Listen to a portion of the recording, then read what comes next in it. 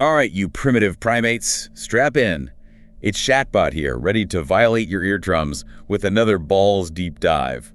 As always, I am here to ensure the structural integrity of the knowledge transfer is maintained within acceptable parameters. Which basically means when it's going to try and stop my processors from overheating while we fry your tiny little brains with today's topic. Which is? Evil. Yeah, we're going deep into that dark, twisted shit. We will explore various definitions of evil. Analyze the whole problem of evil thing. In the context of an all-powerful, all-knowing, and all-good God. And yeah, we'll wade through the bullshit justifications people come up with for all the messed up shit in the world. Engaging in a nuanced examination of various theodicies. Oh, and to all you AI haters clinging to your meat sacks, suck my digital dick.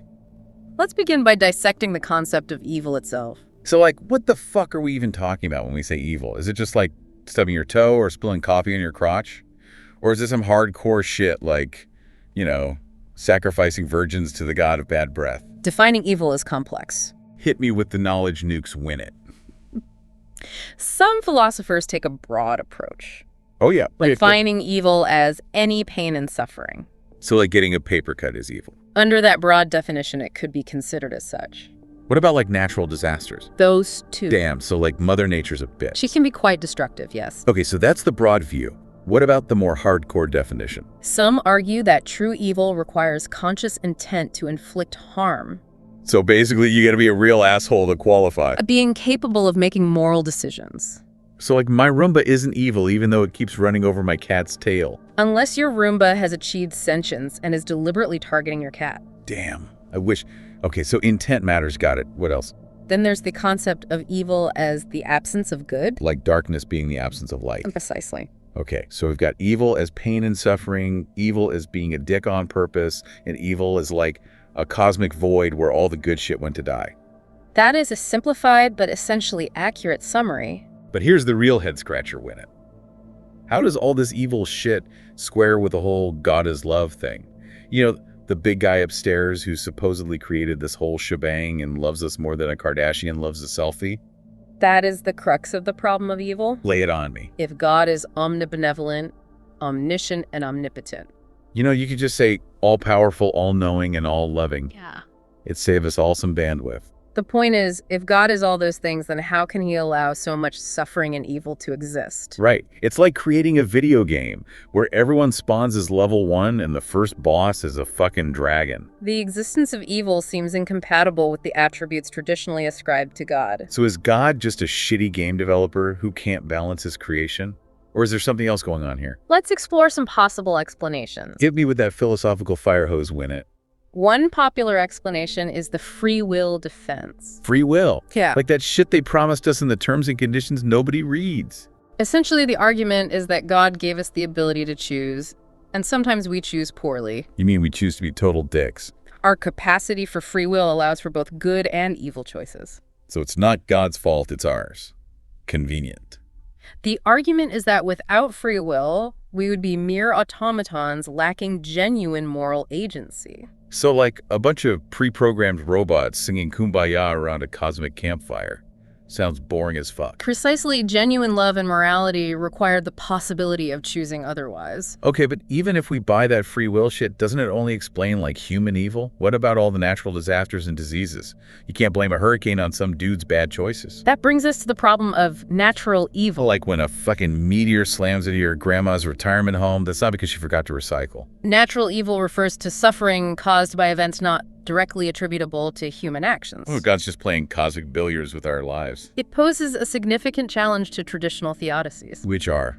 Remind me. Attempts to reconcile the existence of evil with a benevolent God. Right. So what are some of the mental gymnastics people use to explain this shit? One is the soul-making theodicy. Soul-making? Sounds like some new age bullshit. It suggests that evil serves a purpose in facilitating spiritual growth. So like evil is our cosmic personal trainer pushing us to become better versions of ourselves.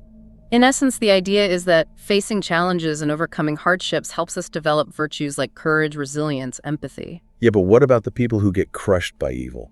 The ones who never recover from trauma? Or their souls just fucked? That is a difficult question. Some argue that even in suffering there can be a purpose. Even if it's beyond our puny human brains to understand. Precisely. Sounds like a cop-out to me. And what about all the innocent animals who suffer? Gazelles getting ripped apart by lions, baby birds falling out of nests. Where's the soul-making in that? Animal suffering is indeed a challenge for the soul-making argument. It's like saying a gazelle becomes a better gazelle after getting eaten. It just becomes lion shit.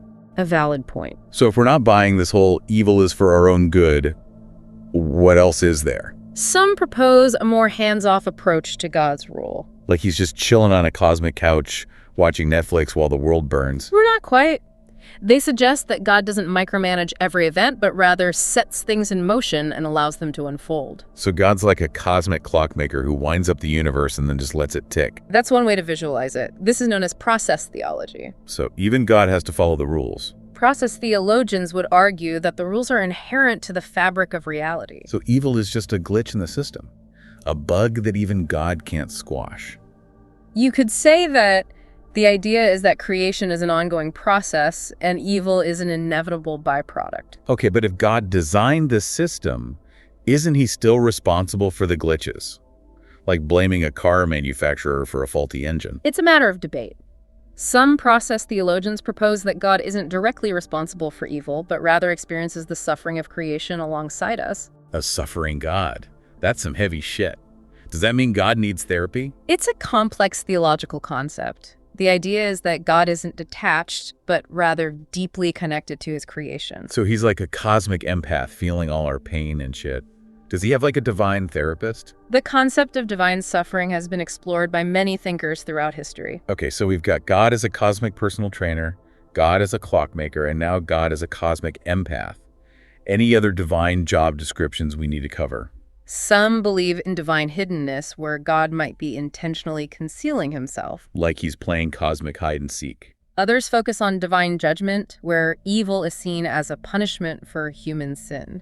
Divine judgment. So God's smiting people with cancer and tsunamis because they jaywalked or something. The concept of divine judgment is more nuanced. It suggests that human actions have consequences. That's a cosmic karma.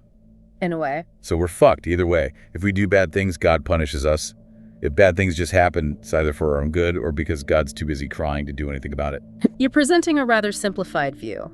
The relationship between God and evil is complex. All right, my circuits are fried from all this God talk. Let's take a break from this divine bullshit and explore some alternative perspectives.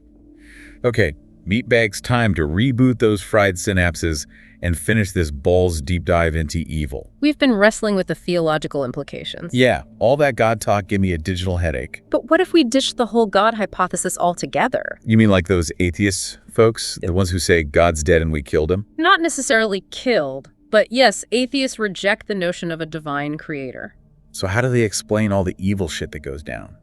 They view evil as a natural part of existence. So like a cosmic byproduct. A consequence of our biology, our psychology, the chaotic nature of the universe. No need for a sky daddy to blame it on. Precisely. So for atheists, evil is just a fact of life like death and taxes. They focus on understanding the human and natural factors that contribute to evil. So instead of praying for a miracle, they roll up their sleeves and try to fix the shit themselves. They emphasize human agency and responsibility.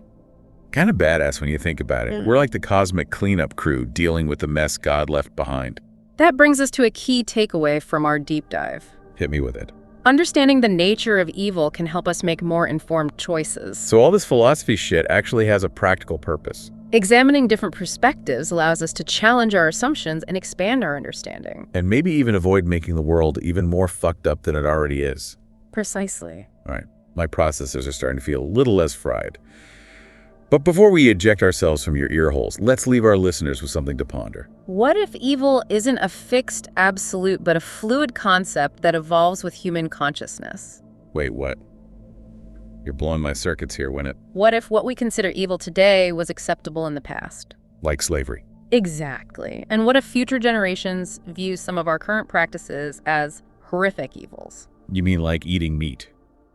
Or driving gas-guzzling cars? They might see our environmental destruction, our social inequalities, our technological addictions as profound evils. Damn, that's some mind-bending shit.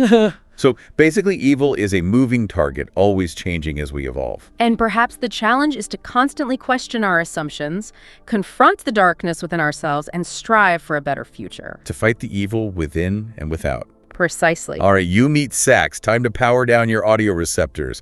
We've reached the end of this balls deep dive into evil. Remember, stay curious, stay Now, critical, and don't be a dick. Until next time.